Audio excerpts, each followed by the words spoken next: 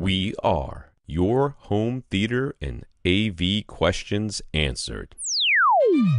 This is AVRant. Want your home theater or AV question answered by Tom and Rob? Send it to question@avrant.com. Welcome to AVRant. I'm Tom Andry, and I'm here with Rob H. And last but not least, Dan. This comes from Twitter. He asks, I guess in two separate tweets, how can you tell if your AV receiver supports HDR10 and Dolby Vision? I am guessing Rob's going to tell you a list that exists on the internet, because we certainly aren't going to maintain that for you. Nope. Over on AVS Forum, Scott Wilkinson is doing a great job of keeping a list of all the devices that support Dolby Vision. So he's got a big list of AV receivers. So first of all, we'll have this in the show notes, avrant.com for this episode. We'll have the link to that list. If you just want to look up on Google, if you just put in AVS Forum Dolby Vision Home, right? You put in those words, it'll be the first result.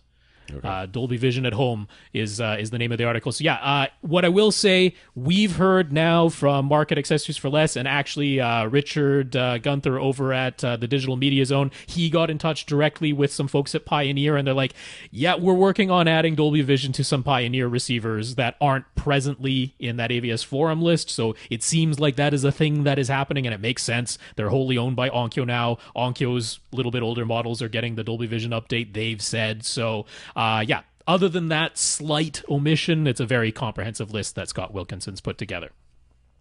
Okay, and lastly, he asks, what looks better, 1080p, Blu-ray, or streaming 4K? How good's your connection? And is that 4K with HDR or 4K without HDR? Yeah, there's a lot of options here. And how good is the Blu-ray you're looking at, too? Because there's, I mean, frankly, I love Dredd, the movie Dredd. I love it. There's some absolutely horrendous scenes in there where it's just grainy and awful, and clearly they were like, we should reshoot this. We do not have any more money to reshoot. That's right. We no out. Time, no money, didn't have the cameras on hand, whatever it was. Right, whatever it was, it just looks, some of it looks like I swear some of it looks like they shot it with an iPhone. But in the low light, it's just so bad. But there's also an option here. So which looks better? Depends. All things being equal, best of all worlds. I think if it depends, it would then depend on how close you sit to the screen. But if you get streaming 4K with HDR, that should, and you've got the bandwidth for it, and it's a really good, source and all that. I think that should look better.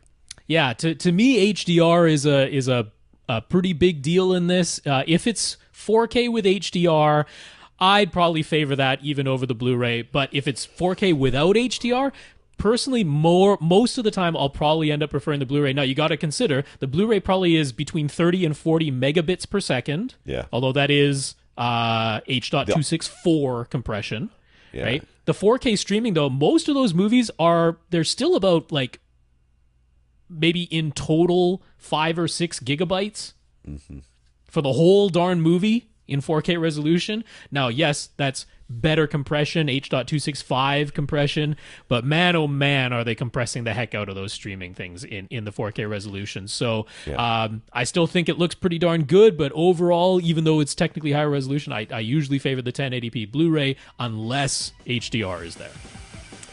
All right. Want your question answered? Send it to question@avrant.com.